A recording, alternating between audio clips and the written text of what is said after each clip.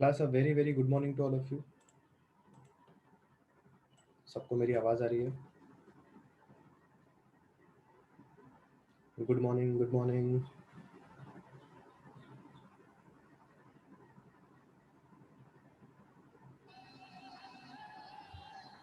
Class, एक minute. हाँ,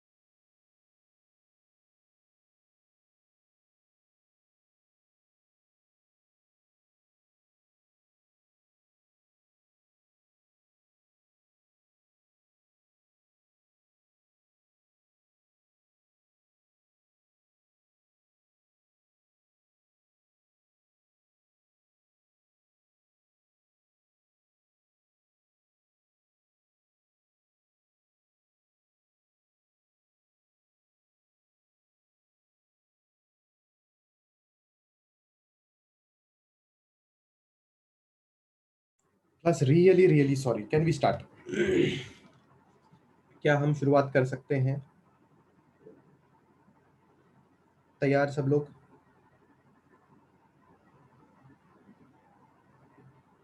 अरे तैयार रे बाबा।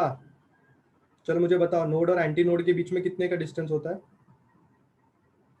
What is the distance between node and anti node?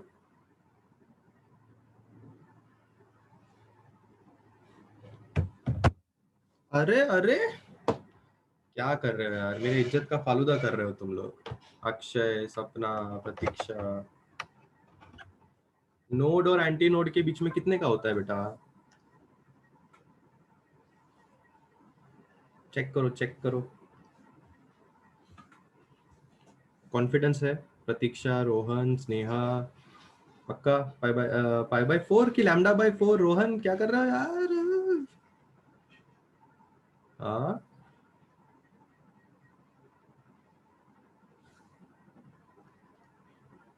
कितना कितना कितना? रोहन, λ/4 की पाई बाय 4 की λ/2?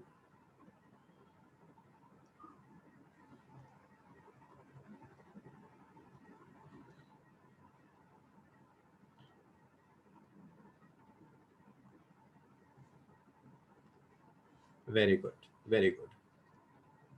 सुपर पोजीशन ऑफ वेव्स का आज है 1.3 लेक्चर। ठीक है।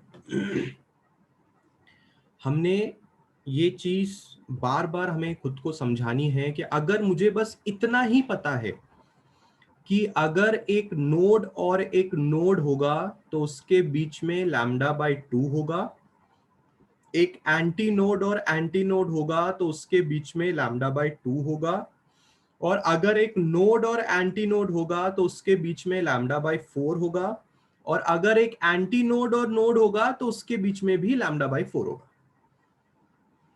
बस इतनी बातें अगर मैंने खुद को समझाई तो इस चैप्टर में मेरा बहुत भला हो जाएगा। दूसरी चीज, अगर आप एक इस तरह का चीज देखते हैं, अगर आप एक वेव देखते हैं, ठीक है, जैसे आपने ये एक वेव मैं यहाँ पे आपके लिए बना रहा हूं, ठीक है, समझो मैंने बना दिया ऐसा एक वेव, और मैंने इसके साथ एक रिफ्लेक्टेड वेव भी ड्रॉ कर दी ऐसा,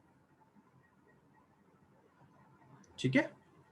सो आपको अलग अलग कलर से मैं क्यों दिखा रहा हूं, क्योंकि आप समझ पा रहे हैं एक वेव इंसिडेंट वेव है, एक वेव रिफ्लेक्टेड वेव है, ठीक है। अब मैं आपसे कुछ सवाल पूछने जा रहा हूं, तो सब लोगों को ये सवाल अच्छी तरह से मुझे जवाब देने हैं, ठीक है। सपोज कीजिए अगर मैं आपको पूछता हूं ये पॉइंट और ये पॉइंट के बीच में कितने का डिस्टेंस है, तो आप क्या बोलोगे? कम ऑन एवरीबॉडी, इन दोनों पॉइंट के बीच में कितने का डिस्टेंस है? Come on everybody, very good सपना, अभिषेक वेरी गुड, सब लोगों का रिप्लाई आना चाहिए। आप लेक्चर में आते हैं, अपना टाइम यहाँ पे इन्वेस्ट करते हैं, तो कुछ पढ़ाई आपको करनी पड़ेगी। सिर्फ मेरे भरोसे बैठ के एग्जाम देने जा रहे हो क्या? हाँ, वेरी गुड वेरी गुड, बहुत अच्छे बहुत अच्छे। ये लैम्डा है, आई होप सब लोग को इतना पता रहेगा, ठीक है। चलो अब आप मुझे बताओगे ये डिस्टेंस कितना है? वेरी गुड, इतना आता है सब लोगों को? आता है? एवरीबडी नोज दिस, ठीक है, वेरी गुड। अगर मैं उसका भी आधा कर दूं तो, अगर मैं यहां पे जाके बात करूं तो लैम्डा बाय 4, ठीक है। सो क्या आपने अपने दिमाग में एक चीज फिट करके रखी है कि अगर आप ये जो चीज देख रहे हैं ना, ये पर्टिकुलर थिंग जो आप देख रहे हैं, दिस इज वन लूप, है ना, ये एक लूप है कि नहीं है?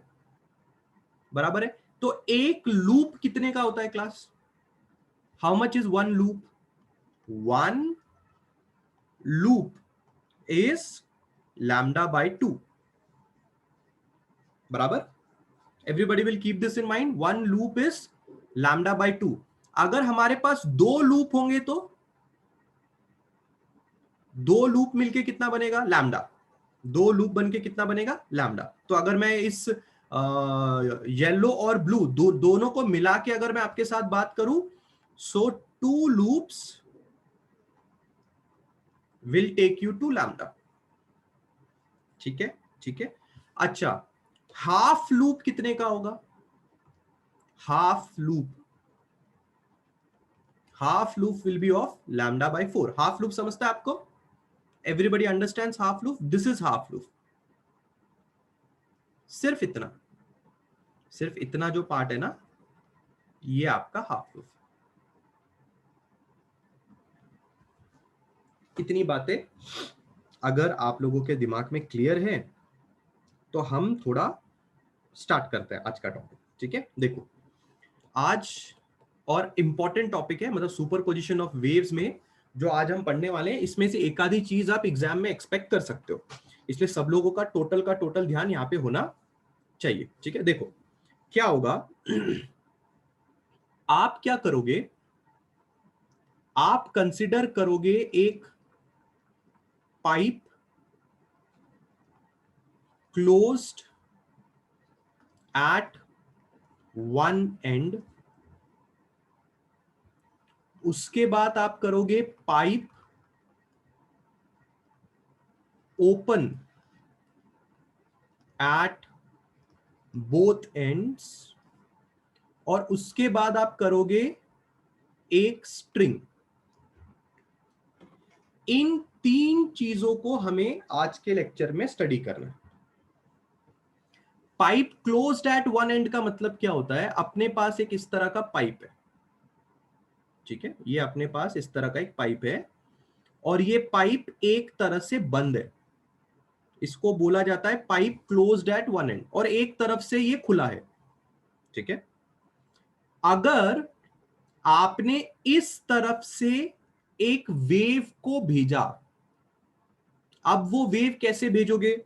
आप वो वेव भेजोगे यूजिंग अ थॉन्ग। आपने देखा है ऐसा कुछ रहता है फिजिक्स या फिजिक्स के लैब में देखा है, ऐसा एक रहता है, फोक की तरह रहता है, ऐसा टंग करके बचता है ये।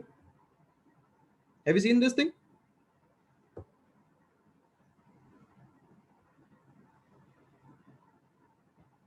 कितने लोग ने इसको देखा है? इसको आप फोक भी बोलते हो, फोक, FOR के, ट्यूनिंग फोक। देखा, ऐसा टंग करके बजाएंगे तो ये एक वेव रिलीज करता है। Have you seen that? इस ट्यूनिंग फोक की मदद से आप इस पर्टिकुलर पाइप के अंदर आप एक वेव भेजेंगे और वो वेव इस पाइप के इस एंड से टकरा के वापस आएगी, तो वो एक स्टेशनरी वेव बनाएगी। हमें उस स्टेशनरी वेव को इस वाले टॉपिक में स्टडी करना। सेकंड में क्या है? Pipe open at both ends, यानी कि आपके पास दोनों के दोनों तरफ पाइप खुला हुआ है, यहां से भी ओपन है और यहां से भी ओपन है। फिर आप उस ट्यूनिंग फोक की मदद से वापस टंग करके बजाते हो, तो आपके पाइप में वेव जाती है, एजेस के ऊपर टकरा के वापस आती है और वापस एक स्टेशनरी वेव बनाती है। हमें उस स्टेशनरी वेव को भी स्टडी करना है। बहुत सारे बच्चों को लगता है कि सर अगर पाइप दूसरी तरफ से खुला है तो वेव वापस कैसे आएगी? वेव एजेस पे टकरा के भी वापस आ सकती है, या वेव इस पाइप के बाहर का जो मीडियम है, जैसे बाहर हो सकता है एयर वेयर कुछ तो होगा, उस मीडियम से टकरा के भी वेव वापस आ सकती है। तो अगर आपको पता है स्टेशनरी वेव इसी से बनती है, एक वेव जाती है और दूसरी वेव आती है, इन दोनों के कॉम्बिनेशन से ही आपका स्टेशनरी वेव मिलता है।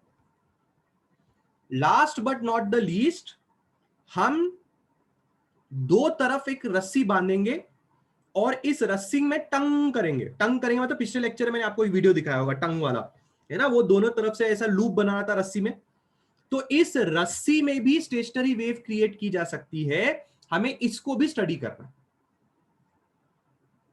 ये तीन चीजों का स्टडी हमारे लिए आज इंपॉर्टेंट है और इन तीनों चीजों में से कुछ ना कुछ आपके एग्जाम में आएगा। क्या आपको समझ में आ रहा है आज हम क्या पढ़ने वाले? एवरीबडी इज अंडरस्टैंडिंग आज की स्टोरी क्या रहने वाली है? पक्का 100% क्लियर आएगा। सोनोमीटर एक्सपेरिमेंट भी ऐसा ही है, पर वो इसके बाद हम पढ़ेंगे। ठीक है, सोनोमीटर एक्सपेरिमेंट भी ऐसा ही है, पर इसके बाद हम वो चीज पढ़ेंगे। ठीक है, कैन वी स्टार्ट? चलो, उसके पहले मैं आपसे तब से ये कह रहा हूं कि हमें स्टडी करना है, स्टडी करना है ना। तो क्या स्टडी करना? हम एक पाइप में वेव भेज रहे हैं, वो वेव स्टेशनरी वेव बना रही है, पर हम स्टडी क्या करना चाहते हैं ये भी तो हमें पता होना चाहिए ना। बराबर है कि नहीं है? हम स्टडी क्या कर रहे हैं मैं आपको बताता हूं। हम स्टडी कर रहे हैं हार्मोनिक्स और हम स्टडी कर रहे हैं ओवरटोन्स। अगर कभी आपने 11th क्लास में थोड़ा बहुत ध्यान दिया होगा तो 11th क्लास के अंदर जब आप साउंड वेव नाम का चैप्टर पढ़ रहे थे, तो साउंड वेव नाम के चैप्टर के एंड में अगर आप देखेंगे, वैसे इस चैप्टर के भी एंड में है, वहां पे हार्मोनिक्स और ओवरटोन्स के बारे में बात किया गया था। ठीक है, हार्मोनिक क्या होता है? What is harmonics? कोई बता सकता है?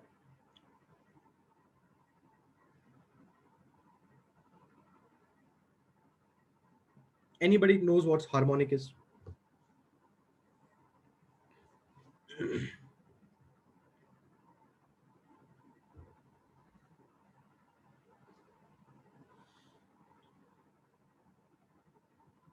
नहीं नहीं नहीं यश, ये वो नहीं है बेटा।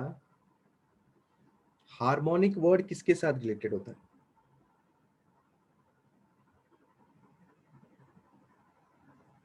अच्छा, मुझे एक बात बताओ, मुझे एक बात बताओ। लास्ट लेक्चर में मैंने तुम्हें एक वीडियो दिखाया था, क्या उस लास्ट लेक्चर के वीडियो में आप एक चीज नोटिस कर रहे थे कि जो रस्सी है वो एक नंबर ऑफ लूप्स बना रही थी? क्या आपने ये चीज नोटिस की है? स्पेशली वो दूसरा वाला वीडियो जो मैंने आपको दिखाया था, जिसमें एक आदमी ने एक मशीन पे वायर लगा दी थी और उसमें से फिर पहले एक लूप बन रहा था, फिर 2 लूप बना, फिर 3 लूप बना। आपने वो वीडियो देखा था? मैंने आपको दिखाया था, देखा था आपने वो चीज? हाँ हाँ हाँ, वेरी गुड वेरी गुड। देखो मैं आपको चीजें समझाता हूँ। जब भी कोई रस्सी या जब भी कोई पाइप वाइब्रेट करता है ना, जब भी आप इन सब चीजों के बारे में बात कर रहे हो ना, आप बोल रहे हो कि पाइप में हमने एक वेव भेजी, हमने पाइप में और एक वेव भेजी, हमने स्ट्रिंग को टंग कर दिया। इसका मतलब आप क्या करवा रहे हो? आप वाइब्रेशन करवा रहे हो। जब आप यहां से इस फोक को टंग करोगे और कोई वेव इसके अंदर जाके वापस आएगी, जब स्टेशनरी वेव क्रिएट होगी, तो ये जो पाइप है ये वाइब्रेट करेगा।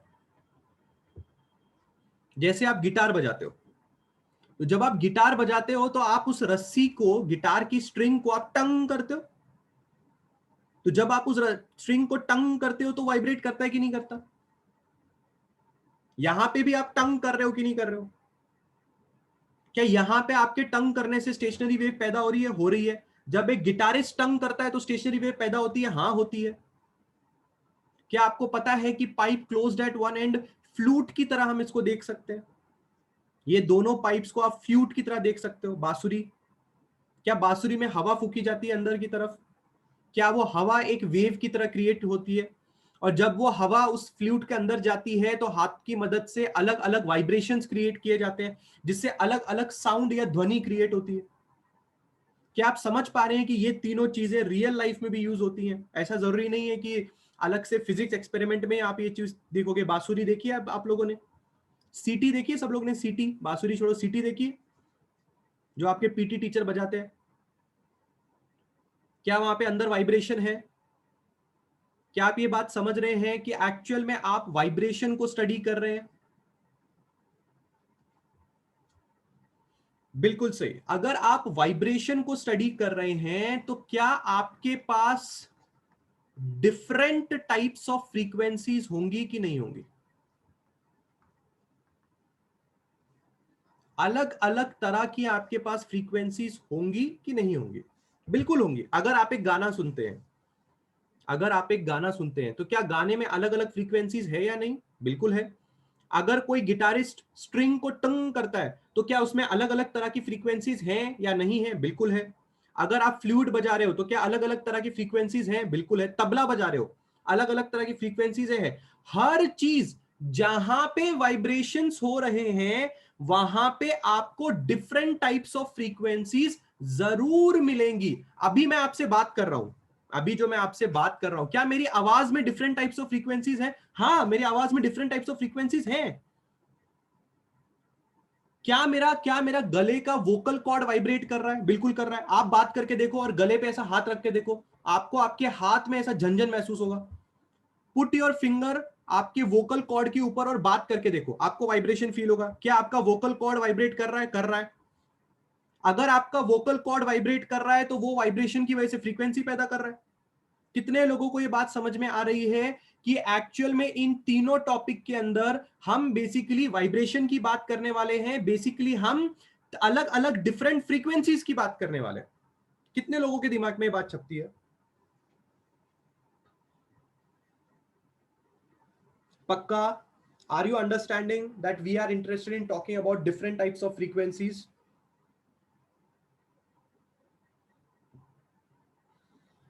Got it. चलिए आगे बढ़ते हैं। अब मेरी बात ध्यान से सुनना, अब मेरी बात ध्यान से सुनना।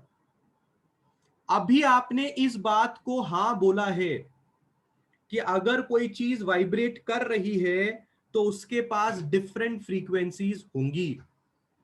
क्या आप इस बात पे भी एग्री करते हैं उन डिफरेंट फ्रीक्वेंसीज में से कोई ना कोई फ्रीक्वेंसी होगी जो सबसे लोवेस्ट होगी या मिनिमम होगी? हो सकती है ना एक ऐसी फ्रीक्वेंसी जो सबसे छोटी फ्रीक्वेंसी है, सबसे छोटी फ्रीक्वेंसी। होगा कि नहीं होगा? Class just a minute.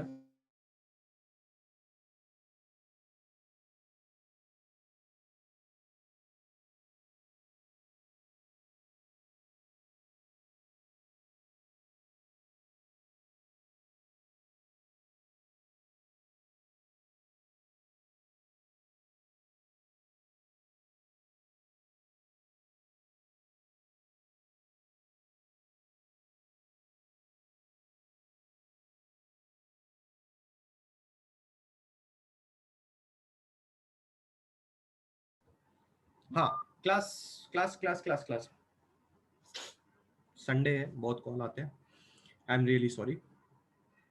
Lowest frequency या मिनिमम फ्रीक्वेंसी होगा कि नहीं होगा, इस बात पे आपको क्या लगता है? डिफरेंट फ्रीक्वेंसीज है ना, डिफरेंट फ्रीक्वेंसीज है या नहीं है? तो डिफरेंट फ्रीक्वेंसी में एक आधी फ्रीक्वेंसी ऐसी हो सकती है ना जो सबसे लोएस्ट है, हो सकती है कि नहीं हो सकती? हाँ, ये जो सबसे लोएस्ट फ्रीक्वेंसी होती है, ये जो सबसे मिनिमम फ्रीक्वेंसी होती है, इसको बोला जाता है आपका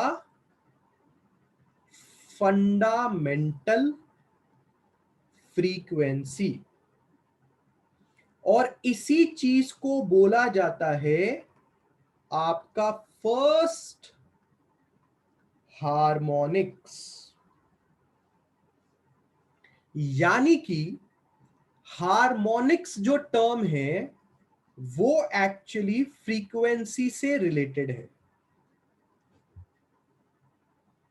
आपके यंत्र की जो सबसे लोवेस्ट फ्रीक्वेंसी होगी जिस पे आपका यंत्र बजाया जा सकता है, या जो आपके यंत्र की सबसे लोवेस्ट फ्रीक्वेंसी होगी, उस फ्रीक्वेंसी को आपके यंत्र का आप फंडामेंटल फ्रीक्वेंसी बोलोगे, और उसी चीज को आपके यंत्र का आप फर्स्ट हार्मोनिक बोलोगे। कौन है भाई ये पीसी? पीसी कौन है?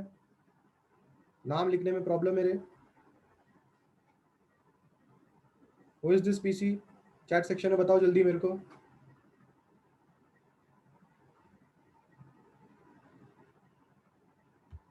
जूम नेम पीसी कौन है? नाम लिखने में प्रॉब्लम है आपको? चैट सेक्शन में जल्दी रिप्लाई करो। नए हो क्या?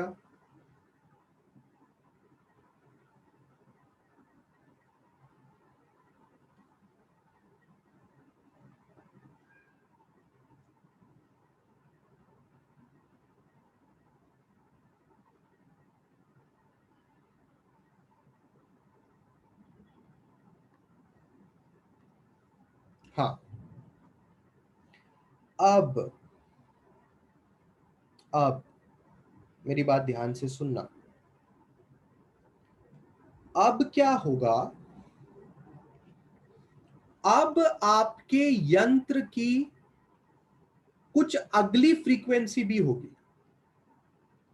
एक तो हो गई लोएस्ट फ्रीक्वेंसी, हो सकता है उसके बाद भी कोई फ्रीक्वेंसी हो जिस पे आपका यंत्र वाइब्रेट कर सकता है। सो जो अगली फ्रीक्वेंसी होगी उसको बोला जाएगा second harmonics. This is the next frequency. उसके बाद जो फ्रीक्वेंसी होगी उसको बोला जाएगा third harmonics. This will be उसके बाद की फ्रीक्वेंसी। अब इसके बाद सवाल उठता है कि ओवरटोन क्या होता है। अभी मैंने ओवरटोन लिखा था ना यहां पे। ओवरटोन का डेफिनेशन पहले सुन लीजिए। ओवरटोन का मतलब होता है any frequency higher than fundamental frequency,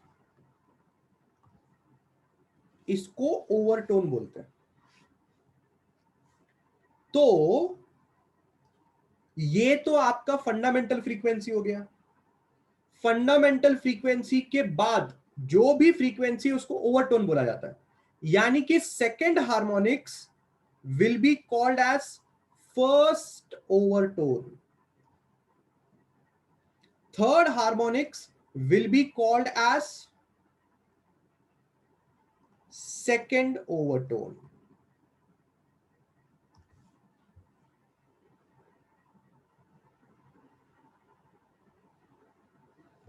but यहां पे कुछ चीजें और आपको दिमाग में रखनी चाहिए।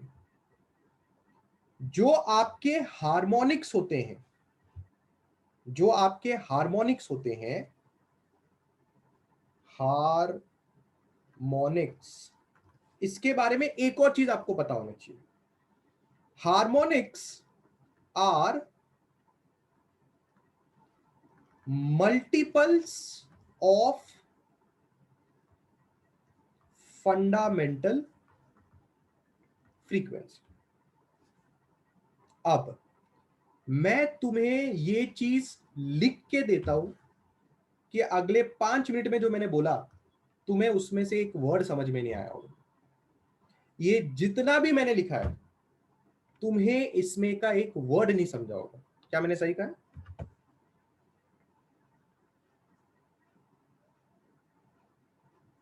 कि समझा, कि समझा कि नहीं समझा?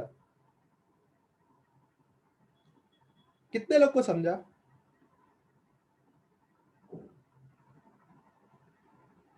समझा? ओके, दिग्विजय से समझा। कितने लोग हैं बिंदास बोलने का सर कुछ नहीं समझा? कमान।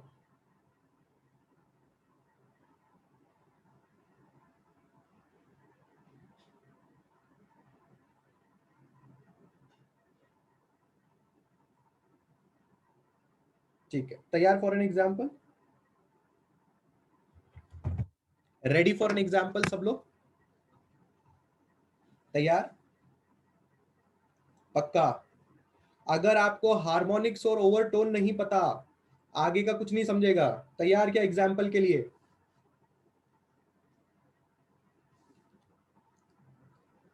Are you ready for an example everybody? Harmonics और ओवरटोन समझना है। सब लोग का रिप्लाई आना चाहिए मुझे। तैयार?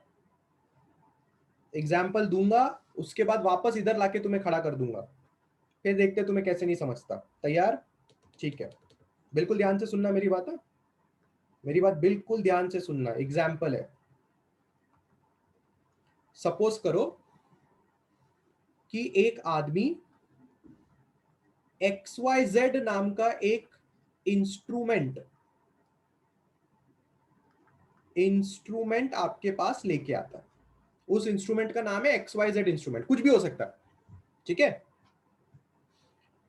जब आपने उस इंस्ट्रूमेंट को बजाना शुरू किया या आपने उस इंस्ट्रूमेंट को आपने यूज करना शुरू किया,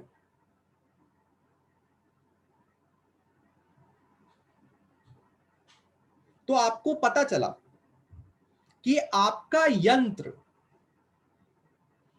सबसे कम फ्रीक्वेंसी पे काम करता है, वो है 10 हर्ट्ज। उसके बाद आपका यंत्र काम कर सकता है 20 हर्ट्ज पे, उसके बाद काम कर सकता है 30 हर्ट्ज पे, उसके बाद काम कर सकता है 40 हर्ट्ज पे। यानी कि अगर आप उस यंत्र को 15 हर्ट्ज पे बजाने की कोशिश करोगे तो नहीं बजेगा। ऐसा ही होता है, हर एक यंत्र डिफरेंट टाइप्स ऑफ फ्रीक्वेंसी जरूर देता है, पर वो डिफरेंट टाइप्स ऑफ फ्रीक्वेंसीज एक फिक्स वैल्यू की होती है। क्या होती है? एक फिक्स वैल्यू की होती है। तो आपने जब पता लगाया तो आपको पता चला कि आपकी यंत्र इन सब फिक्स्ड वैल्यू के फ्रीक्वेंसीज पे बजता है। फिर आपने अपना ज्ञान लगाया, आपको पता चला कि 10, 20, 30 और 40 में जो 10 हर्ट्ज है वो सबसे कम फ्रीक्वेंसी है। तो आपने बोला कि ये मेरी फंडामेंटल फ्रीक्वेंसी होगी। क्यों आपने ऐसा बोला?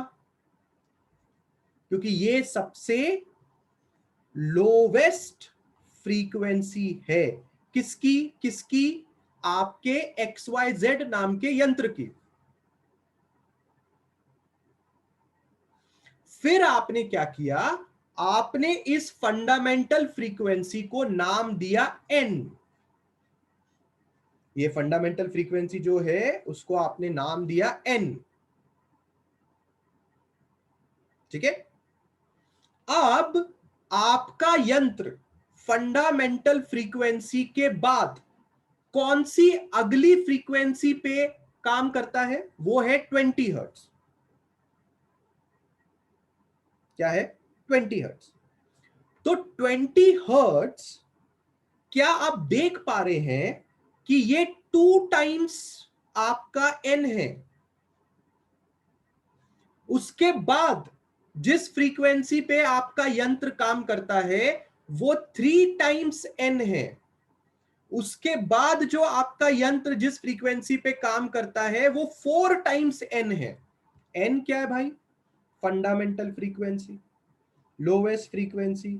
10 हर्ट्ज, 10 का 2 गुना 20 हर्ट्ज, 10 का 3 गुना 30 हर्ट्ज, 10 का 4 गुना 40 हर्ट्ज। तो अब आपने अपना दिमाग लगाया और आपने लोगों को समझाया कि आप जो 2n है यानी कि जो 20 हर्ट्ज है, आप हैं कौन से हार्मोनिक्स?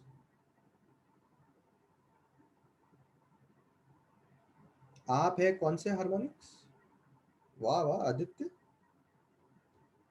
आप है कौन से हार्मोनिक्स? आप है सेकंड हार्मोनिक्स। एंड आप हैं फर्स्ट ओवरटोन।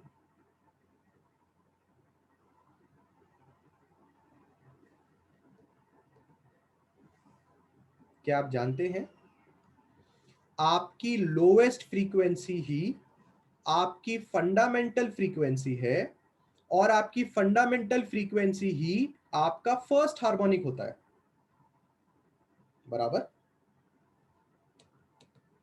ये है आपका सेकंड हार्मोनिक। और याद रखिए, सेकंड हार्मोनिक यानी कि any frequency greater than the fundamental frequency will be your first overtone. पर क्या आप हार्मोनिक का डेफिनेशन याद रख रहे हैं? हार्मोनिक का डेफिनेशन है are multiples of fundamental frequency, इसलिए इसको सेकंड हार्मोनिक बोला। अब मैं आपसे पूछता हूं, इसको आप क्या बोलोगे? दिया आपको चांस, बोलो।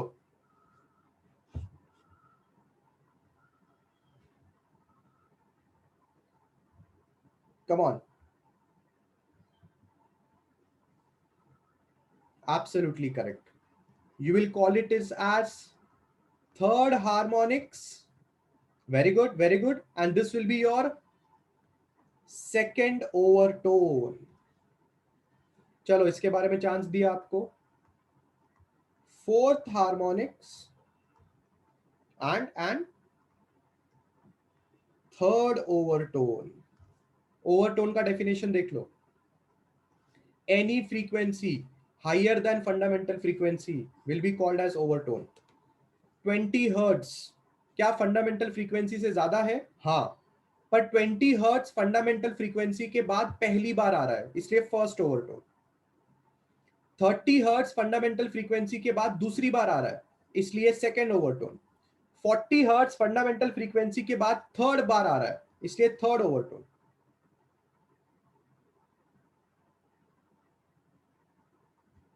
किसी को थोड़ा बहुत समझा?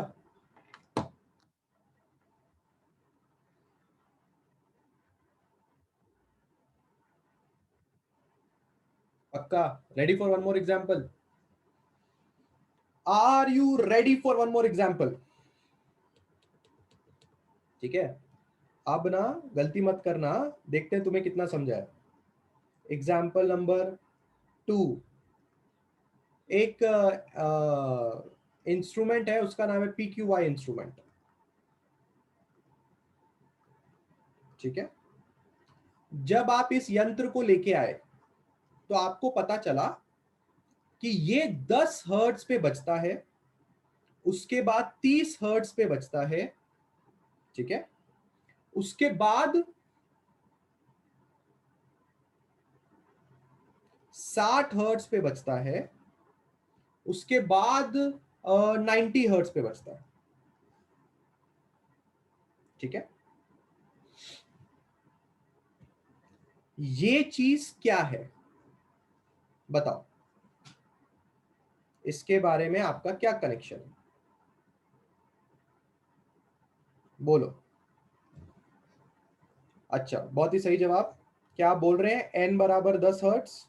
ठीक है, एग्रीड, एग्रीड। अच्छा, कुछ लोग बोल रहे हैं फर्स्ट हार्मोनिक्स। ठीक है, एग्रीड, सही बोल रहे हो, फर्स्ट हार्मोनिक्स बिल्कुल सही बोल रहे हो। हाँ, उसके बाद और क्या नाम है इसका? Lowest frequency. ठीक है, लोएस्ट फ्रीक्वेंसी। चलो, और क्या? कुछ लोग कह रहे हैं फंडामेंटल फ्रीक्वेंसी। बहुत अच्छा, बहुत अच्छा। चलो, फंडामेंटल फ्रीक्वेंसी। ठीक है, एनीथिंग एल्स? क्या इस बात से सब लोग एग्री करते हैं? मिनिमम फ्रीक्वेंसी चलेगा, मिनिमम फ्रीक्वेंसी चलेगा। हाँ, सब लोग इस बात पे एग्री करते हैं? Are you 110% sure? क्या आप इस बात पे एग्री करते हो? ठीक है, आप मुझे एक बात बताओ, 30 हर्ट्ज कितना गुना है फंडामेंटल फ्रीक्वेंसी का? बहुत ही बढ़िया जवाब, बहुत ही बढ़िया जवाब। This is 3 times of n. अब इसके बारे में आपका क्या ख्याल है? ये कौन सा हार्मोनिक्स है? कम ऑन, कौन सा हार्मोनिक्स है? हाँ, मैं यही चाहता था, मैं यही चाहता था कि तुम यही बोलो। मैंने हार्मोनिक पूछा है, लोग ओवरटोन का जवाब दे रहे हैं। Sania, did I ask you about overtone? Abhishek, did I ask you about overtone? I am asking you, ये कौन सा हार्मोनिक है? तुम ओवरटोन क्यों बता रहे हो मेरे को? कितने लोग कहते हैं ये सेकंड हार्मोनिक है? Come on, very good. कितने लोग कहते हैं सेकंड हार्मोनिक है? Yes, absolutely correct, absolutely correct. ये है आपका सेकंड हार्मोनिक्स। तुम्हारा दिमाग गया है घास चरने। मेरे प्यारे बच्चों, यही चीज है जो तुम्हें अभी तक से क्लिक नहीं हुई, इसलिए मैंने एग्जाम्पल नंबर 2 लिया। हार्मोनिक का पता करने का तरीका यह है कि जिस भी फ्रीक्वेंसी को आप स्टडी कर रहे हो वो कितना गुना है फर्स्ट फ्रीक्वेंसी का, यानी कि लोएस्ट फ्रीक्वेंसी का। अगर ये फ्रीक्वेंसी 3 गुना है अगर आपके फंडामेंटल फ्रीक्वेंसी के, तो वो थर्ड हार्मोनिक्स कहलाएगा और फर्स्ट ओवरटोन कहलाएगा। अगला चांस देता हूं मैं आपको। अब समझे? अब समझे? आधे लोग चीजों को अभी तक से हल्के में ले रहे थे। Ready? Give me the answer for this. Give me the answer for this. 6n। Come on, tell me the harmonics. Tell me the harmonics. Sixth harmonic. Tell me the overtone. Second overtone. Overtone के लिए दिमाग लगाने की जरूरत नहीं है। कुछ भी मिला फंडामेंटल फ्रीक्वेंसी से ज्यादा, first overtone, second overtone, third overtone. पर हार्मोनिक में दिमाग लगाने की जरूरत है। Come on, I give you this also. Come on, come on, बताइए। This is 9 times the fundamental frequency. Come on everybody, ninth harmonic. Tell me the overtone. Come on, third overtone. आ रहा है? आ रहा है? मजा आ रहा है? आ रहा है? मजा आ रहा है? आएगा, मजा आएगा। मजा क्यों नहीं आएगा? मजा जरूर आएगा। समझ में जब आता है तो मजा जरूर आता है। समझ में आता है तो मजा जरूर आता है। Ready for one more example? अब अगर इस एग्जांपल में बेटा तुमने गलत जवाब दिया तो बहुत मार खाओगे। तैयार? कोई तो इंस्ट्रूमेंट है, ठीक है, वो निम्नलिखित फ्रीक्वेंसी पे बज सकता है। निम्नलिखित फ्रीक्वेंसी पे वो बज सकता है, ठीक है। 2 हर्ट्स, 4 हर्ट्स, 6 हर्ट्स, 8 हर्ट्स, ठीक है बेटा। 2 हर्ट्स कौन है रे बाबा? एन। 4 हर्ट्स कितना रे बाबा? 2 टाइम्स एन। 6 हर्ट्स कितना रे बाबा? 3 टाइम्स एन। 8 हर्ट्स कितना रे बाबा? 4 टाइम्स एन। आप हैं फर्स्ट हार्मोनिक्स, आप हैं फंडामेंटल फ्रीक्वेंसी। आप हैं सेकेंड हार्मोनिक्स पर आप हैं फर्स्ट ओवरटोन, आप हैं third harmonics second overtone, fourth harmonics third overtone. कुछ समझा कि नहीं समझा? तैयार? और एक एग्जांपल के लिए, एक ऑब्जेक्ट है, एक चीज है, 2 हर्ट्ज पे बजती है, उसके बाद 8 हर्ट्ज पे बजती है। तैयार? बताओ 2 हर्ट्ज क्या है?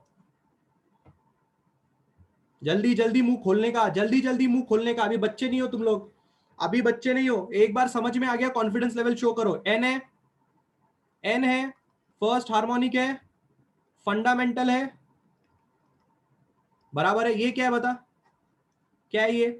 कितना टाइम्स एन है, कितना टाइम्स एन है? 4 टाइम्स एन है। बता क्या है ये? फोर्थ हार्मोनिक है और फर्स्ट ओवरटोन है।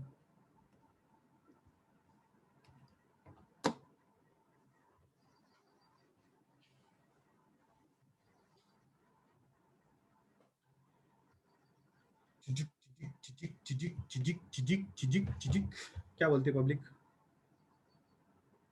क्या बोलती है पब्लिक? एकदम सही। हार्मोनिक और ओवरटोन पहचान पाओगे? आ रहा है, समझ में आ रहा है? मैं जानता हूं, जब मैं ये सब चीज लिख रहा था तब तुम बोल रहे थे भाई ये तो टॉपिक गया सर के ऊपर से। पता नहीं सर लिखे जा रहे हैं, लिखे जा रहे हैं, पता नहीं क्या बोल रहे हैं। एब्सोल्युटली करेक्ट अभिषेक। हार्मोनिक इस बात पे डिपेंड करता है कि वो कितना टाइम्स है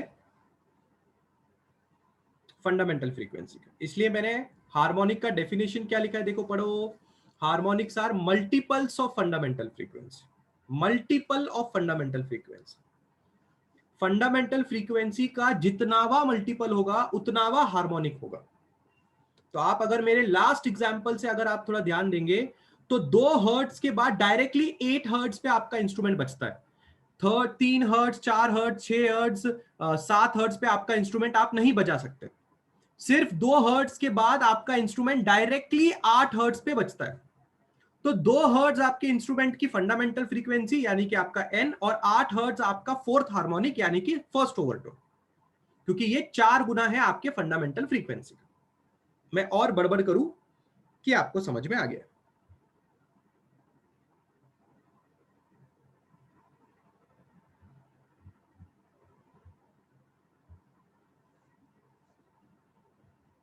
रिप्लाई नहीं आ रहा है पब्लिक का, रिप्लाई नहीं आ रहा है, पब्लिक का रिप्लाई नहीं आ रहा है। हार्मोनिक हरदम मल्टीपल में ही रहेंगे, यही तो हार्मोनिक का डेफिनेशन है। हार्मोनिक हर दम मल्टीपल में ही रहेंगे। क्या आपको ये बात समझ में आ रही है?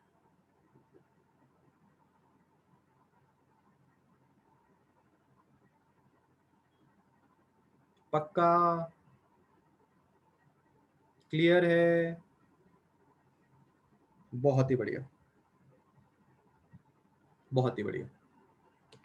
अब हम असली चीज शुरू कर रहे हैं, ठीक है? Now we are starting off with असली चीज।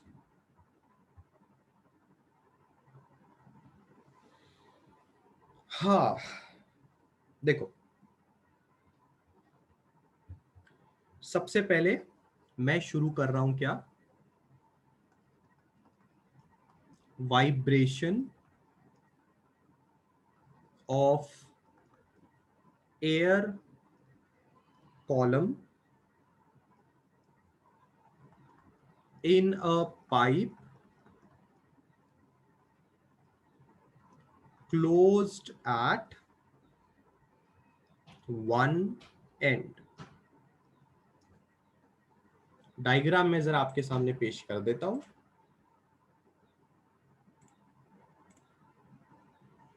अरे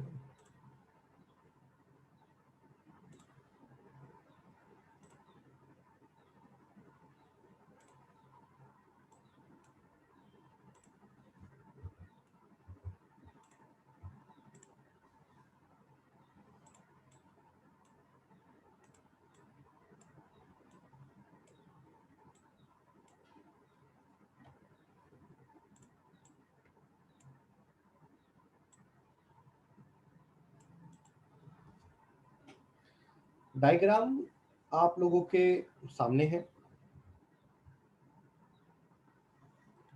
आप लोग देख सकते हैं एक पाइप। कहाँ है भाई वो पाइप? ये दिख रहा है, ये एक पाइप है, ठीक है।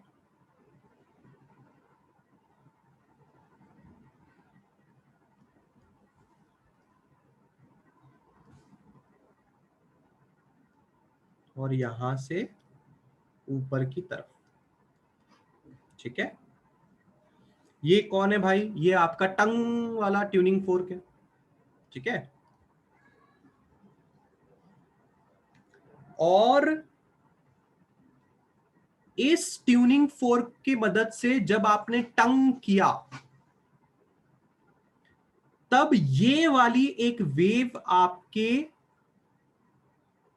इस पाइप के अंदर क्रिएट हुई। निम्नलिखित बातें ध्यान से सुने। क्या आप ये बात समझ पा रहे हैं कि ये जो चीज आपको दिखाई दे रही है, ये चीज एक्चुअल में एक हाफ लूप है। अगर आपको मेरी बातों पे यकीन नहीं आता, तो इस हाफ लूप को मैंने यहां पे ऐसा ऐसा करके रखा था, जरा चेक करो। हाफ लूप कैसा दिखता है पता है? ऐसा दिखता है, क्योंकि उसके बाद ये पूरा बन के फुल लूप बनता है। पर हम हाफ लूप के बारे में बात करें। This is only half loop. अगर हम इस पाइप में बात कर रहे हैं फंडामेंटल फ्रीक्वेंसी की, कब बात कर रहे हैं? फंडामेंटल फ्रीक्वेंसी की। तो फंडामेंटल फ्रीक्वेंसी में एक पाइप अपने अंदर हाफ लूप बनाता है, या एक वेव पाइप के अंदर हाफ लूप बनाती है। ये एक जानकारी आपके पास होनी चाहिए। दूसरी जानकारी आपके पास क्या होनी चाहिए? जहां पे ओपन एंड है, वहां पे हरदम एंटी नोड बनता है। जहां पे क्लोज एंड है, वहां पे हरदम नोड बनता है। ये दूसरी जानकारी आपके पास होनी चाहिए। Half loop for fundamental frequency.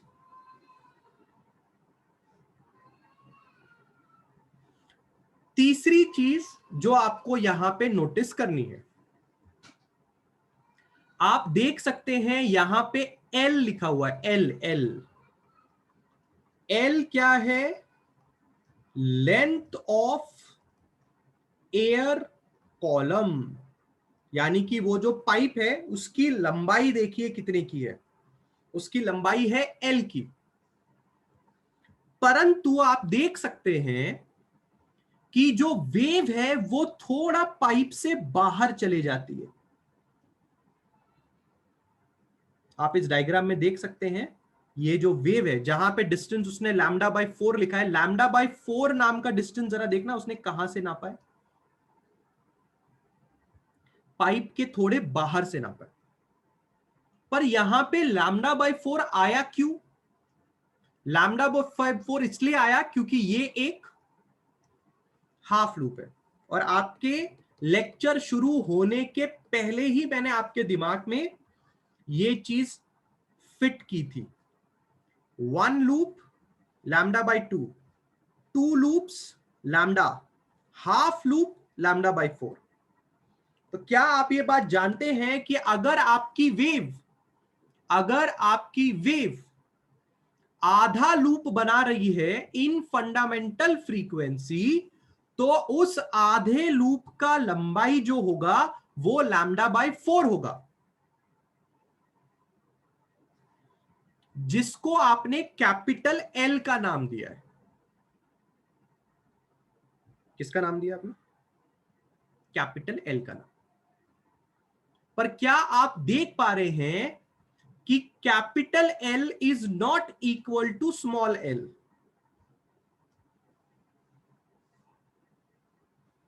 What is capital L? आप इसको आपके लूप का डिस्टेंस बोल सकते हो, या नोड और एंटी नोड के बीच का डिस्टेंस बोल सकते हो, कुछ भी बोल सकते हो। पर आप चेक करके देख सकते हो साफ साफ कि आपका कैपिटल एल और आपका स्मॉल एल सेम नहीं है, क्योंकि यहां पे कुछ ना कुछ एक एरर है। ई क्या है? एरर। पर मैं इतना जरूर जानता हूं कि अगर मैं एल में ई ऐड करूंगा तो वो कैपिटल एल के बराबर मिलेगा। ध्यान से बात को समझना है। छोटा एल आपके एयर कॉलम की लंबाई, पर आपके अंदर की जो वेव है वो तो एयर कॉलम के बाहर जा रही है। यानी कि ये जो लैम्डा 4 नाम का डिस्टेंस है वो यहां पे एंटी नोड फॉर्म हो रहा है, यहां पे नोड फॉर्म हो रहा है। एंटी नोड जो फॉर्म हो रहा है वो तो आपके एयर कॉलम के बाहर फॉर्म हो रहा है। तो क्या आप ऐसा बोल सकते हो कि एल बराबर लैम्डा बाई 4 है? नहीं बोल सकते, ये गलत है। एल बराबर लैम्डा बाई 4 है ही नहीं। तो फर्क कितना है? एल और लैम्डा बाई 4 में फर्क कितने का है? एल और लैम्डा बाई 4 में एरर है, यहां बीच में इतना सा एरर मान के चलते हैं ना हम लोग। तो ये जो एरर है वो ई है। अगर ये जो एरर है वो ई है, तो अगर मैंने इस स्मॉल एल में ई ऐड कर दिया तो मुझे कैपिटल एल मिलेगा कि नहीं मिलेगा? बिल्कुल मिलेगा, जरूर मिलेगा मुझे। तो सपोज मैं फंडामेंटल फ्रीक्वेंसी कैलकुलेट करना चाहता हूं। Calculate fundamental frequency. सपोज करो मैंने ठान लिया कि मुझे फंडामेंटल फ्रीक्वेंसी की वैल्यू कैलकुलेट करनी है। तो मैं फंडामेंटल फ्रीक्वेंसी की वैल्यू कैसे कैलकुलेट करूंगा? जरा ध्यान से देखो। फंडामेंटल फ्रीक्वेंसी की वैल्यू कैलकुलेट करने के लिए सबसे पहले मैं खुद से कहूंगा कि कैपिटल एल बराबर लैम्डा बाय 4 है।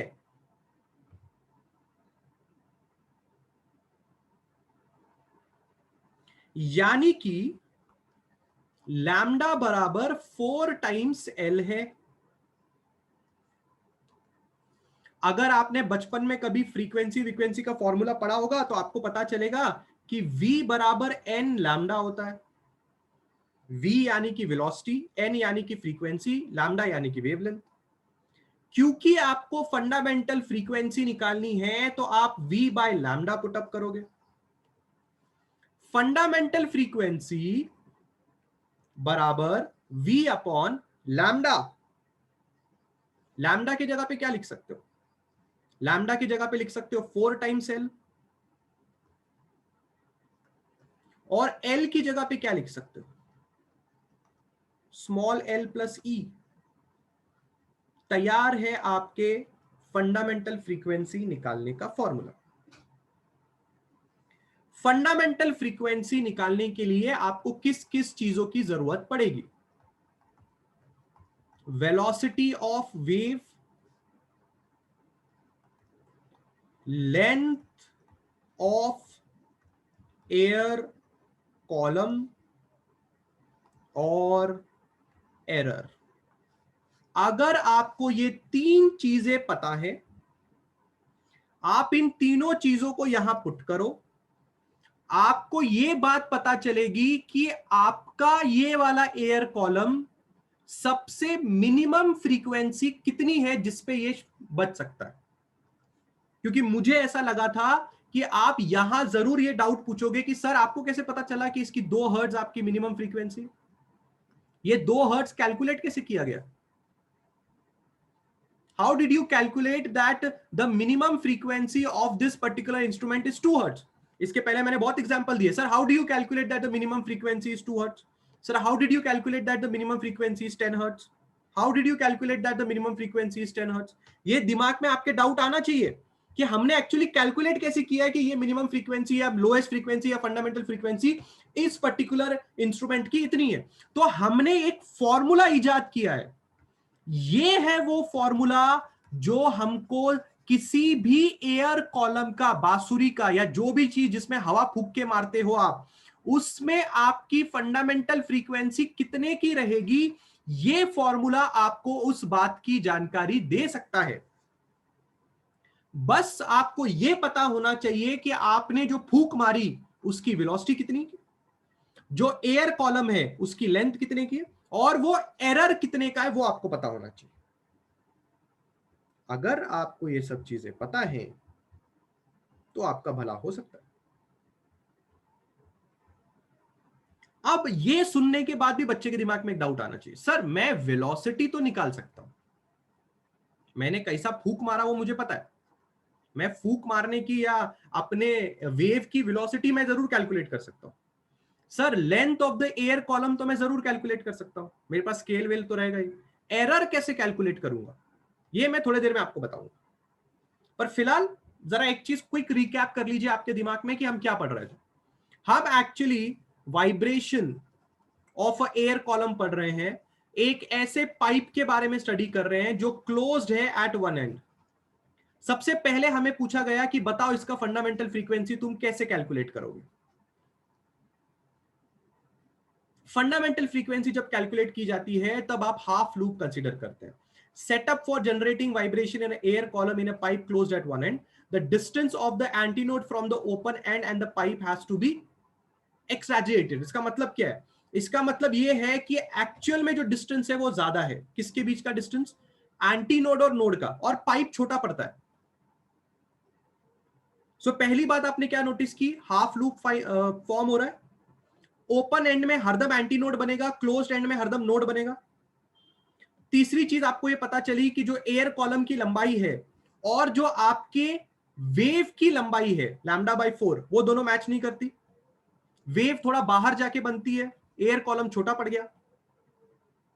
तो एयर कॉलम की लंबाई और इस वेव की लंबाई के बीच में एक एरर है. अगर मैंने एयर कॉलम की लंबाई में वो एरर को ऐड कर दिया तो मुझे वेव की लंबाई मिल जाएगी. फिर मैंने अपना दिमाग लगाया, मुझे पता है कि वेव की लंबाई इज λ/4, तो लैम्डा इज 4 टाइम्स एल. मैंने 11th स्टैंडर्ड का एक फॉर्मूला निकाला, v is equal to n lambda. आपने सुना रहेगा 11th स्टैंडर्ड में formula. v stands for velocity, n stands for frequency, lambda stands for wavelength. क्योंकि मैं फंडामेंटल फ्रीक्वेंसी कैलकुलेट करने में इंटरेस्ट रखता हूं, n is equal to v by lambda. Lambda की जगह पे मैंने पुट किया 4l जो मैंने ऊपर निकाला था, और l की जगह पे मैंने पुट किया स्मॉल l प्लस e. मेरा फाइनल फॉर्मूला तैयार. कितने लोग को ये कहानी समझ में आई?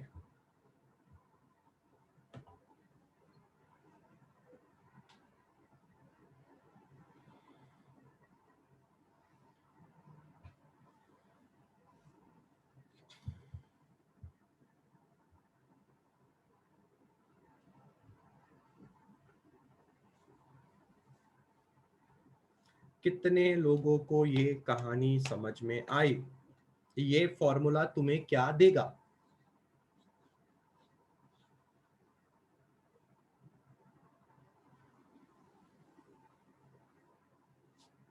सब लोगों का रिप्लाई आना चाहिए मुझे. सब लोगों का रिप्लाई आना चाहिए मुझे. पक्का? Very good, very good. लोगों ने बातचीत करना शुरू कर दी है. Very good. लोग कह रहे हैं सर ये फंडामेंटल फ्रीक्वेंसी. बिल्कुल सही कह रहे हो आप. ये है फंडामेंटल फ्रीक्वेंसी का फॉर्मूला. और इसको और क्या बोल सकते हैं हम लोग? We can call this as first harmonics, बोल सकते हैं इसको फर्स्ट हार्मोनिक्स। क्या आप आगे के लिए तैयार हैं? Are you ready for the next? Come on everybody. अभी तो सिर्फ फंडामेंटल फर्स्ट फ्रीक्वेंसी निकाली है, अगली फ्रीक्वेंसी देखने के लिए तैयार हो? अगली फ्रीक्वेंसी देखने के लिए तैयार हो? बराबर बराबर, ठीक है, वेरी गुड। अब this is the diagram, the B वाला diagram is for the next frequency, ठीक है। अब इसमें हो क्या रहा है आप देख सकते हो, इसका डायग्राम ऐसा है। एज अ स्टूडेंट आपके दिमाग में एक सवाल आएगा कि सर ठीक है, पर सर आपने इस बात पे कुछ एक्सप्लेनेशन नहीं दिया कि हाफ लूप ही फंडामेंटल फ्रीक्वेंसी के लिए क्यों? मतलब इसके पीछे भी कोई लॉजिक होगा ना। बिल्कुल लॉजिक है, मैं आपको समझाता हूं। देखो देखो मैं आपको समझाता हूं क्या होता है, पता है? जब आप फंडामेंटल फ्रीक्वेंसी की बात करते हो तो एक्चुअल में आप कंसीडर करते हो वन लूप, एक लूप, यानी कि एक नोड और एंटी नोड की तरह आप दो नोड के बीच की जगह या दो एंटी नोड के बीच की जगह आप कंसीडर करते हो। तो आपका एक लूप कैसा बनता है, ये देखो, आपका एक लूप बनता है ऐसा पूरा, ठीक है। This is your one loop, मैंने दो लूप बना दिए, मैं एक ही बनाता हूं। This is your one loop.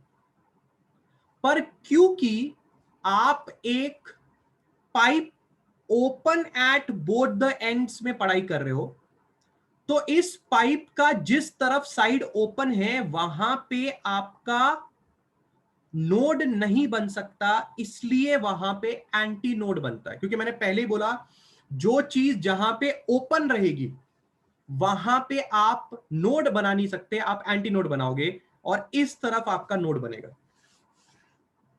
Actual में ये डायग्राम कैसा है? एक्चुअल में ये डायग्राम ऐसा है, ये आपका ऐसा है, ये लूप है आपका डायग्राम।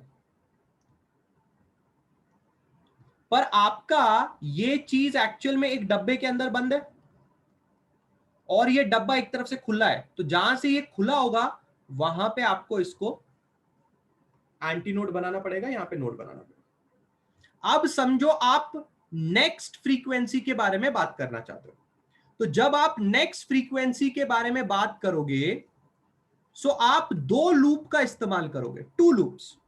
फंडामेंटल फ्रीक्वेंसी के लिए आपने वन लूप का इस्तेमाल किया, पर आपका वन लूप कन्वर्ट हो गया हाफ लूप में। क्यों ऐसा? आपका वन लूप हाफ लूप में क्यों कन्वर्ट हो गया? क्योंकि एक तरफ से ओपन था, तो वो ओपन होने की वजह से नोड एंटी नोड बन गया। अब अगर आप नेक्स्ट फ्रीक्वेंसी की तरफ जाओगे तो वहां पे आप दो लूप का इस्तेमाल करोगे। तो दो लूप जरा बनाना, कैसे बनाओगे दो लूप? पहले तो मैं आपका डब्बा बना लेता हूं, ये आपका डब्बा, ठीक है। और अगर मुझे इसमें दो लूप बनाने हैं तो ये पहले दो लूप बना लेते हैं हम लोग।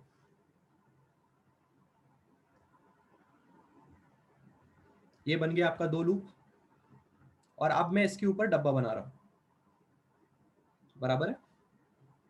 आप देख सकते हैं ये आपका डब्बा है, डब्बे का ये साइड बंद है। अगर डब्बे का ये साइड बंद है तो यहां पे नोड बनेगा, बिल्कुल सही। पर डब्बे का ये साइड तो ओपन है ना, अगर डब्बे का ये साइड ओपन है तो यहां पे नोड नहीं बन सकता, इसको ओपन करो। तो आपका जो डायग्राम बनेगा वो कैसा बनेगा? आपका डायग्राम जो बनेगा वो ऐसा बनेगा, ऐसा। यहां पे भी एक्चुअली क्लोज होना चाहिए था, पर यहां पे क्लोज नहीं रहेगा, यहां पे ओपन रहेगा। सो एक्चुअल में ये बन गया 1.5 लूप, दो लूप से 1.5 लूप बन गया, ये वन लूप से हाफ लूप बन गया। तो आप अगर ये वाला डायग्राम नोटिस करोगे, ये डायग्राम में एक्चुअल में यहां पे ऐसा होना चाहिए। Can you see? One loop, two loop. पर ऐसा क्यों नहीं है यहां पे? क्योंकि ये साइड हरदम एंटी नोड बनेगा, इसलिए वो साइड आधा कट होके हाफ लूप बन जाता है। सो एक्चुअल में यहां पे कितने लूप बनने चाहिए? एक्चुअल में यहां पे बनने चाहिए 2 लूप्स, पर एक्चुअल में बनते कितने हैं? 1.5 लूप्स। यहां पे एक्चुअल में कितने लूप बनने चाहिए? यहां पे एक्चुअली कितने लूप बनने चाहिए? 1 लूप, पर एक्चुअली बनता कितना है? 0.5 लूप्स, यानी कि हाफ लूप बनता है खाली। दिमाग में घुस रहा है बात? आर यू अंडरस्टैंडिंग ये सब चीज क्यों हो रही है? यहां पे आपको एक चीज समझ में आ रही है? एक्चुअल में जहां साइड खुला होता है, खुले साइड में हरदम एंटी नोड बनेगा, इसलिए आप जब लूप बनाते भी हो तो वो खुले साइड का लूप नोड की जगह पे एंटी नोड बन जाता है। इस तरह से आपने ये चीजें याद रखनी है। पक्का? Everybody has got this? Are you sure 100%? ठीक है, अब मैं इस पर्टिकुलर चीज के सामने आपसे बात करना जा रहा हूं। बी वाले डायग्राम को सबने ध्यान से देखना है, ठीक है? हम अगले फ्रीक्वेंसी की बात कर रहे हैं। We are talking about the next frequency. ये एक एंटी नोड है, ये एक नोड है, फिर एक नोड है। एंटी नोड और नोड के बीच में λ/4, और नोड और नोड के बीच में λ/2, बराबर? तो अगर आप λ/4 प्लस λ/2 करोगे तो ऑब्वियसली बात है आपको 3 λ/4 टोटल मिलेगा। यहां पे λ1 क्यों लिखा हुआ है? Why we are using λ1? Because this is next frequency, sorry next wavelength after fundamental frequency, और यहां पे हम यूज करेंगे N1, next frequency after fundamental frequency. This is next wavelength after fundamental wavelength and this next frequency after fundamental frequency, ठीक है? इसलिए हमने यहां पे 1 पुट किया। अगला, अब बातें ध्यान से सुनना, सेम प्रोसीजर हम इस्तेमाल करेंगे। कैपिटल एल की वैल्यू इज 3 λ1/4। आई होप 3 λ/4 कैसे आया आपको पता है। यहां से λ1 की वैल्यू आएगी 4l/3, ठीक है? λ1 can be written as 4l plus e upon 3. I hope you know this. Capital L is small l plus e.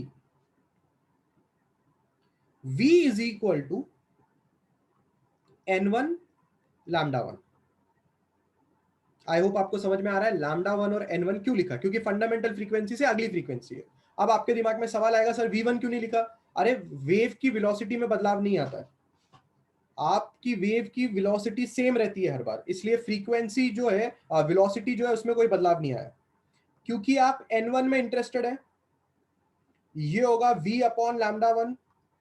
λ1 यहां पे लिखा हुआ है, ये होगा 3v upon 4 times l plus E.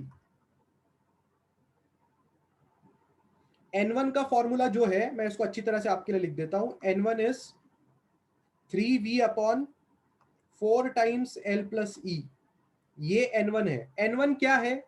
n1 है अगली फ्रीक्वेंसी फंडामेंटल फ्रीक्वेंसी के बाद, ठीक है?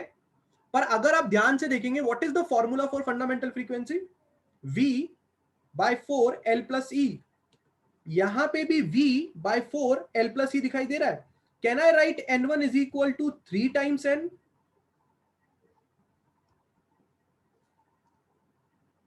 Can I write it like this? क्या ये चीज जो मैंने शेड की है, क्या ये चीज n है? अभी तो ऊपर n का फॉर्मूला निकाला था, देखा? V by four l plus c, v by four l plus c. अब इसको देख के तुम्हें क्या समझ में आ रहा है? इसको देख के तुम्हें समझ में आ रहा है कि ये है third harmonics and this is the first overtone. इसका मतलब तुम्हें क्या समझ में आ रहा है? इसका मतलब तुम्हें यह समझ में आ रहा है कि अगर आपके पास एक pipe closed at one and, closed at one and है, समझो आपके पास एक पाइप है जो क्लोज्ड एट वन एंड है। कोई व्यक्ति आपको आके बोलता है कि यार इसकी फंडामेंटल फ्रीक्वेंसी जो है ना वो 10 हर्ट्ज है, तो आपको पता है कि इसकी अगली फ्रीक्वेंसी 30 हर्ट्ज होगी, because pipe closed at one and का जो भी फंडामेंटल फ्रीक्वेंसी होगा उसके बाद उसकी जो अगली फ्रीक्वेंसी होगी वो 3 गुना होगी फंडामेंटल फ्रीक्वेंसी की। ये बात निर्धारित है, मतलब ये बात फिक्स है। अगर अगर आपकी फंडामेंटल फ्रीक्वेंसी होती 20 हर्ट्ज तो आपकी अगली फ्रीक्वेंसी कितनी होती क्लास? कितनी होती है आपकी अगली फ्रीक्वेंसी? 60 हर्ट्ज। ये बात फिक्स है, फिक्स फिक्स फिक्स। यानी कि एक pipe closed at one and आपको ऑड हार्मोनिक देता है। ऑड हार्मोनिक समझते हो? तीन, तीन कैसा नंबर है? ऑड नंबर है।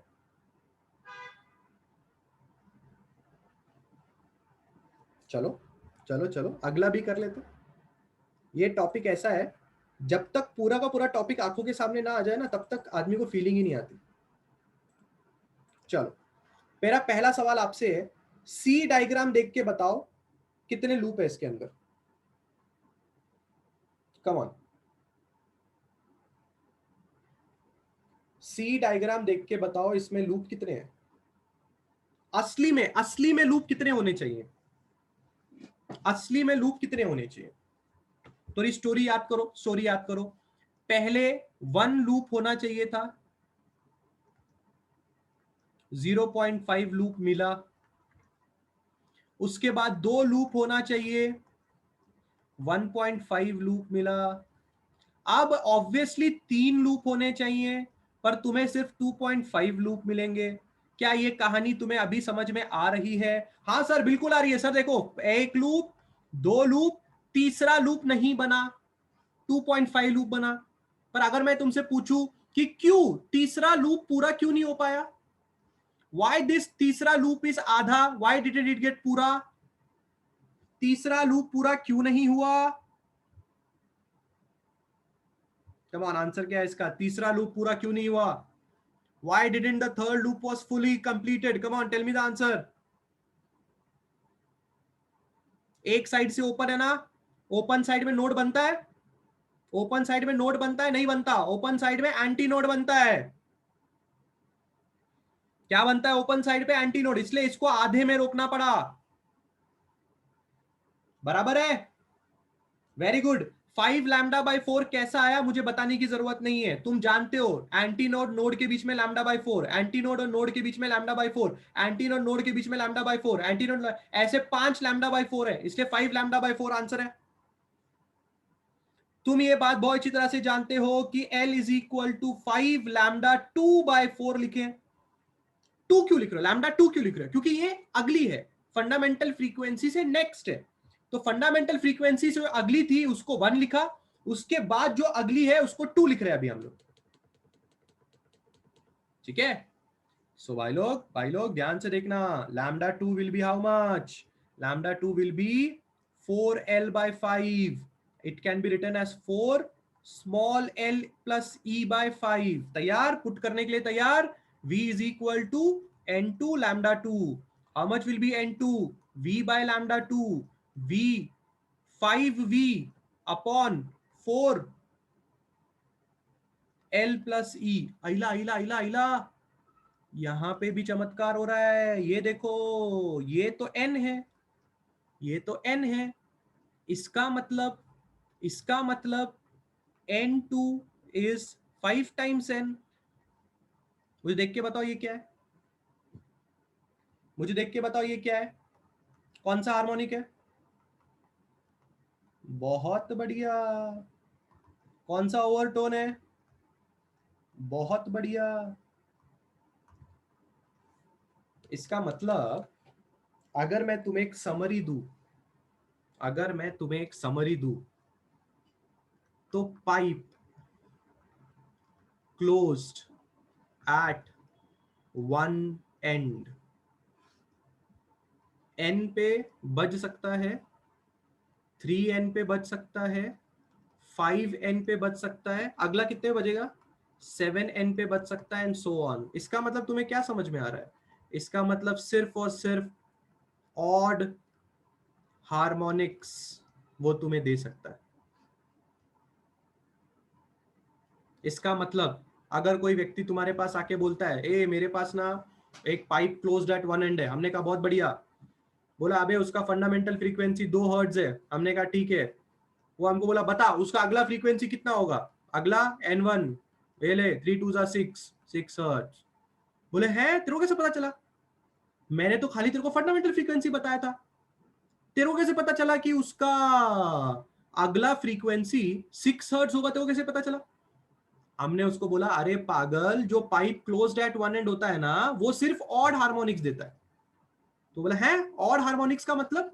हमने उसको समझाया बेटा, जो भी तेरा फंडामेंटल फ्रीक्वेंसी है, अगला फ्रीक्वेंसी ऑड हार्मोनिक है, यानी कि तीसरा, उसके बाद पांचवा, उसके बाद सातवां। बोले चल तो इतना ही है, इतना ही नॉलेज है तेरे को, तो बता उसके अगले फ्रीक्वेंसी कौन सी होगी? हमने कहा n2। बोला हाँ बता जरा n2 कितना होगा? 5 2 जा 10 हर्ट्ज। बता उसका अगला फ्रीक्वेंसी कितना होगा, बता उसका अगला फ्रीक्वेंसी कितना होगा? 7 2 जा 14 हर्ट्ज। तो ये क्या है बेटा? Fundamental frequency, first harmonic. ये क्या है बेटा? ये क्या है बेटा? Third harmonic, first overtone. ये क्या है बेटा? Fifth harmonic, second overtone. ये क्या है? Seventh harmonic, third overtone.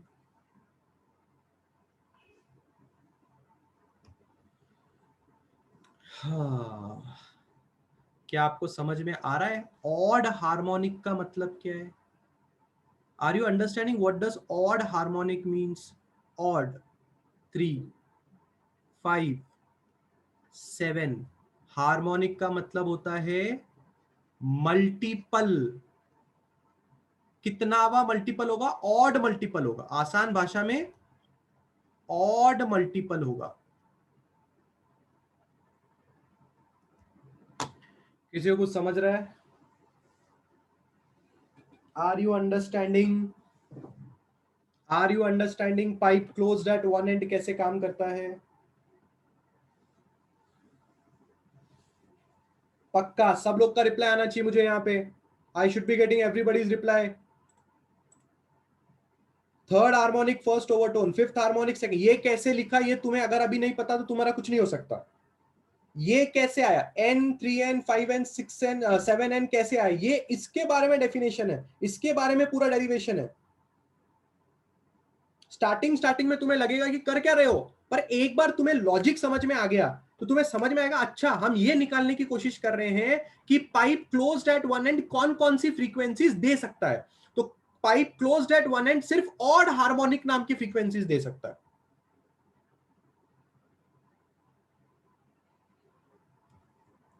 जितनी बातें यहां लिखी हैं, कृपया करके आज के आज इसको डन करें, क्योंकि उसके बाद हम pipe open at both the ends करेंगे, उसके बाद हम स्ट्रिंग करेंगे।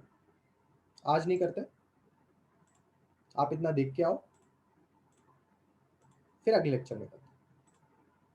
बढ़िया, ओके, चलो बाय। क्या एंट्रेंस का, क्या क्या एंट्रेंस का? यार देखो, जितने भी लोग एंट्रेंस में इंटरेस्टेड हैं आप लोग ज्वाइन कर सकते हैं, ठीक है। मुझे इस बात को तो बार बार आपके सामने डिस्कस करने की ज़रूरत नहीं रहनी चाहिए कि हम लोगों ने फीस क्यों रखी है। आप बहुत अच्छी तरह से जानते हो रीज़न क्या है फीस रखने का। कुछ लोग क्या, मोस्ट ऑफ द लोग समझ पा रहे हैं बातों को, सीरियसनेस तो ज़ीरो है। शायद थोड़ा पैसा भर के आप सीरियसनेस हो, और ऐसा नहीं है कि हम लोग कमाने के लिए ऐसा कर रहे हैं या हम लोग वो पैसा हमारी जेब में जाएगा, ऐसा कुछ भी नहीं है।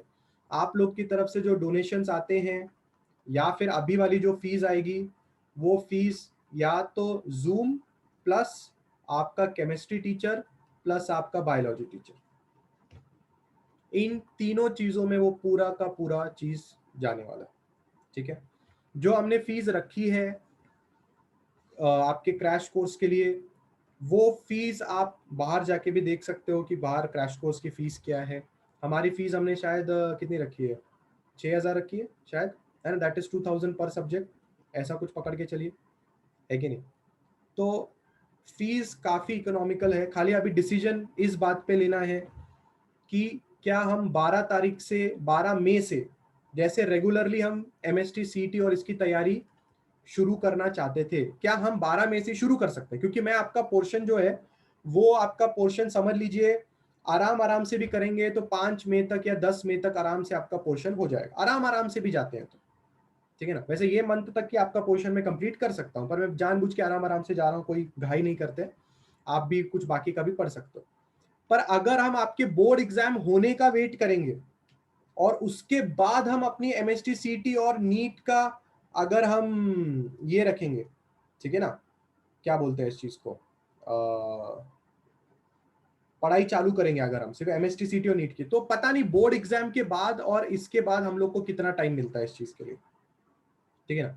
सो अगर आप लोग तैयार हैं कि हम 12 मई से ही शुरू कर दें, क्योंकि होगा क्या, जब हम एमएसटी सीटी और नीट पढ़ेंगे तब हम एक पर्टिकुलर चैप्टर के बारे में वापस अच्छी तरह से थोड़ा बहुत पढ़ेंगे भी, फॉर्मूलाज देखेंगे, ये देखेंगे वो देखेंगे, तो इनडायरेक्टली आपका बोर्ड्स का भी आपका अच्छा खासा रिवीजन हो जाएगा।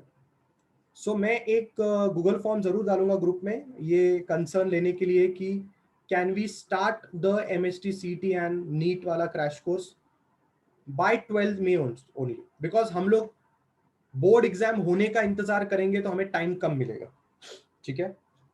And I request all of you कि अगर आप चाहें तो आ सकते हैं।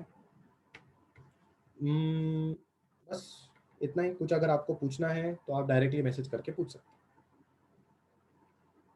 ठीक है। चलो बाय।